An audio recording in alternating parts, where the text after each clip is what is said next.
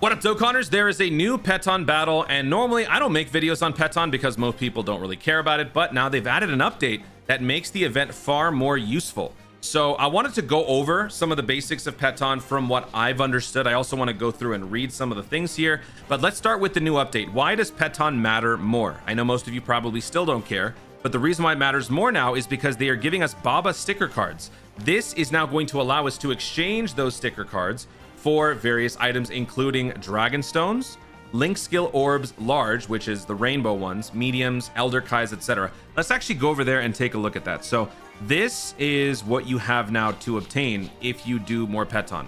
5 Dragon Stones, I know, whoa, big deal, I know. You get 11 Dragon Stones from completing a full set of Pettan. You can get 5 from this, so that's 16. Hey, everything adds up.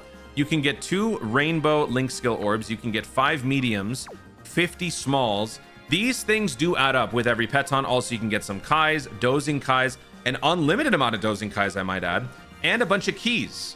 Now, I actually very much like this because people have asked me, Toon, how do you get keys? You can mainly get the green keys from the Baba shop. You just buy them for Baba points. I think I just bought some in this last batch. No, I didn't.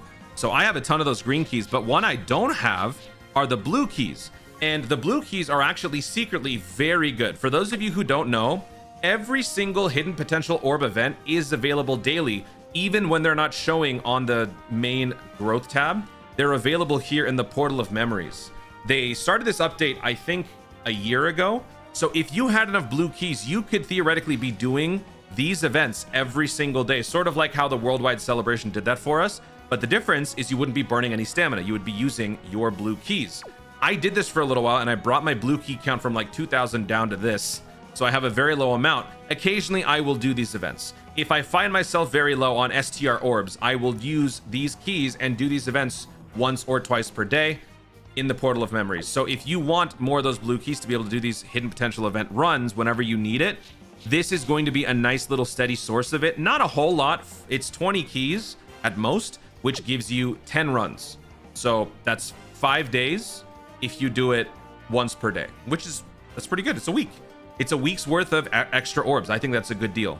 Also, challenge keys can let you do Dokkan events when they're not available. Battle keys are for Extreme Z battles whenever they're not available. So these are overall a very good thing for people to collect. Now let's go into the nitty-gritty of Pettan. What is Pettan? Basically, it's like an idle game mode where when you start the battles, the enemies, your cards will battle the enemies and they will be on a timer. And that's it.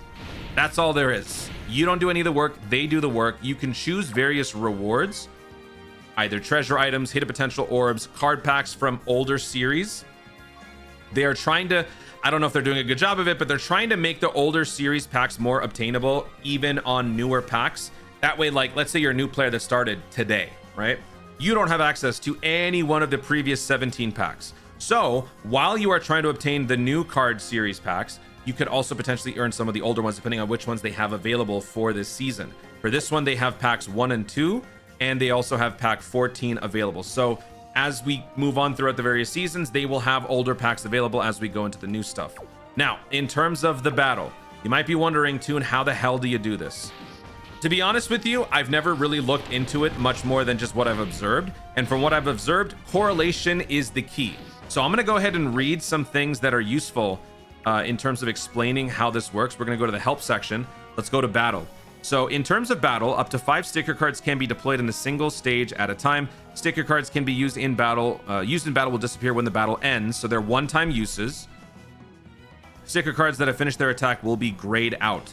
So if an enemy has a certain amount of health, you want to be bringing enough allies on your team whose numbers will basically add up to a number that is greater than theirs to ensure victory. This in layman's terms. There are 4 enemy difficulties: super, Z hard, hard, and normal. Enemy strength varies depending by difficulty, so keep this in mind when engaging in battle. Damage, over damage. Over damage occurs when the total number of power your deployed sticker cards characters exceed the total HP of the enemy's sticker cards. Even if you defeat an enemy with over damage alone, 1 hour's worth of enemy's HP will still remain. Try to trigger hidden conditions by forming teams based on the Dragon Ball storyline. So this is the correlation that I was talking about.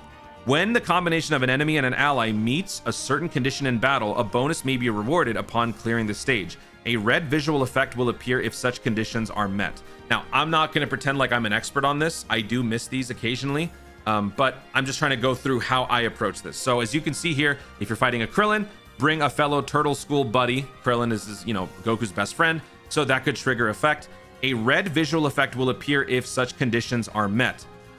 Same with allies. When a combination of allies meets certain conditions, the allies' power increases, thus making the battle easier for you. A blue visual effect will appear if such conditions are met. So let's actually go and see, because I actually have an example of that where we have the blue ally conditions getting that bonus. It's here. So we're fighting transforming Goku, and I'm bringing all the various versions of Frieza, 3 of which you might notice are the ones from the transforming Frieza unit, which is like the antithesis to this guy. And as you can see here, there's a minor blue glow on these units. Actually, all of them. I think even this... No, he doesn't have one. Oh, no, he does. Yeah, all of them have that blue glow. So that means all of these units are... They have the correlation bonus. So this fight is ending in 12 minutes. When I said it, it was a 30-minute count. It was very fast because my team dominates that unit. Here against the Gogeta, I have a Janemba against his Gogeta. Is there not a red line or like a red glow? I don't think there is. I feel like there is. My mind might be playing tricks on me. I feel like there's a red glow. I could be wrong. But yeah, that's... And since this is a rainbow card, it has 11,000 health. Our power has to exceed the health. And I made sure to do so by a long shot, because I want these battles to resolve sooner. The sooner you can do these battles, the more battles that you can do within a week's period, the more chances of cards dropping, the greater the likelihood that you can pick up some of the cards in your series. So far, after one set of battles, I have earned 8 cards, but mostly common ones. So these are much easier to drop. It's the top 2, the rainbow ones, that are harder to collect. Most people don't care about collecting everything, because if you do, at most you get like 2 Dragon Stones, so it's not that big a deal. But for someone like me who plays this game, invests a lot into it, I like to be, you know, as thorough as possible. Let me just go through and check out the rest. Here we're fighting Boo Tanks and Go Tanks and Piccolo. So I brought Super Boo. That's like the perfect character to bring. And then I brought other Boos to correlate, but we didn't get any blue glow. Nothing is glowing. Really? There's no combination? Okay. What about here? Buhan? I threw on the Vegeta because I needed extra power. But Buhan, there's nothing. No, there's definitely a red. There's definitely a red. There is a red line. I feel like I did that right. Here, nothing. See, that's why, man, this event makes no sense. This is why everybody hates it. So that's what I got going on.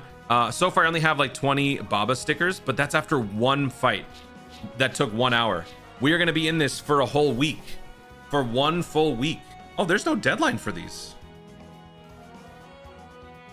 Oh. So is this just going to be around forever? So I guess you don't even have to like rush it. You can take your time with it, because I guess these guys are just going to be around forever. So yeah, with 20 of these stickers, I can buy 1 Dragon Stone.